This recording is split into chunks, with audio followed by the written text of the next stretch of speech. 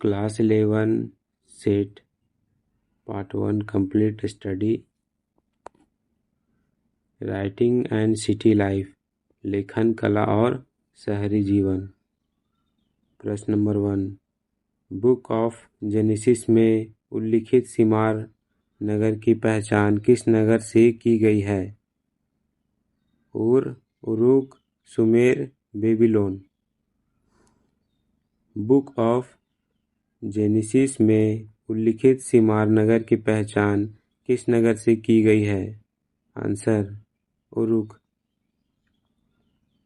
प्रश्न number 2, Mesopotamia में सर्वप्रथम किस सभ्यता का उदय और विकास हुआ? सुमेर का, बेबीलोन का, असीरिया का, कैल्डियन का। मेसोपोटामिया में सर्वप्रथम किस सभ्यता का उदय और विकास हुआ? आंसर है सुमेर का। प्रश्न नंबर 3, किस राजा ने अक्काद को अपनी राजधानी बनाई? उर इंगूर ने, लुगल जग्गेसी ने, सारगोन प्रथम ने, सारगोन द्वितीय ने। किस राजा ने अक्काद को अपनी राजधानी बनाई? आंसर है सारगोन प्रथम ने। हम्मुराबी किस लिए विख्यात है? बेबीलोन नगर की स्थापना के लिए, अपने सैनिक अभियानों के लिए, अपनी धर्मनिरपेक्षता के लिए, अपनी विधि संहिता के लिए। हम्मुराबी किस लिए विख्यात है? आंसर है अपनी विधि संहिता के लिए। प्रश्न नंबर 5, असीरिया का अंतिम महान राजा कौन था? अशुरदान, तिग्लथ पिलेसर प्रथम, तिग्लथ पिलेसर द्वितीय, अशुरबनीपाल। असीरिया का अंतिम महान राजा कौन था? अशुरबनीपाल। प्रश्न नंबर 6, कीलाकार लिपि का आरंभ कहाँ हुआ था? सुमेर में, बेबीलोन में, असीरिया में, ईरान में। कीलाकार लिपि का आरंभ कहाँ हुआ था? आंसर है सुमेर में। प्रश्न नंबर 7, गिलगेमिस महाकाव्य की रचना सबसे पहले किन लोगों ने की थी? सुमेरियनों ने, बेबीलोनियों ने, असीरियनों ने, हिटियों ने। गिलगेमिस महाकाव्य की रचना सबसे पहले किस लोगों ने की थी? आंसर है सुमेरियनों ने। प्रश्न नंबर 8, जिगुरात कहाँ बनवाए गए थे? मिस्र में, यूनान में, भारत में, मेसोपोटामिया में। जिगुरात कहाँ बनवाए गए थे? आंसर है मेसोपोटामिया में। प्रश्न नंबर 9, सिकंदर ने बेबीलोन को किस वर्ष पराजित किया था? 625 ईस्वी पूर्व में, 539 ईस्वी पूर्व में, 331 ईस्वी पूर्व में, 326 ईस्वी पूर्व में। सिकंदर ने बेबीलोन को किस वर्ष पराजित किया था? आंसर है 331 ईस्वी पूर्व में। प्रश्न नंबर 10, मेसोपोटामिया का शाब्दिक अर्थ है डैश। नदियों के मध्य, नदियों का प्रवाह, नदियों का जल, इनमें से कोई नहीं। मेसोपोटामिया का शाब्दिक अर्थ है, आंसर है नदियों के मध्य। प्रश्न नंबर 11, नोआ की कहानी दी गई है डैश में? कुरान, बाइबल, गीता, रामायण। नोआ की कहानी दी गई है, आंसर है बाइबल। प्रश्न नंबर 12, सुमेरियाई का शाब्दिक अर्थ है डैश। लाल कुरैत वाले लोग, लाल पगड़ी वाले लोग, काले कपड़े वाले लोग, काले सिर वाले लोग। सुमेरियाई का शाब्दिक अर्थ है, आंसर होगा काले सिर वाले लोग। प्रश्न नंबर 13, पतेसी कहा जाता है डैश को?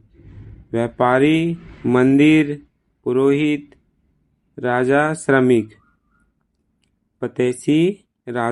पतेसी कहा जाता है था डैश को। आंसर होगा पुरोहित राजा को।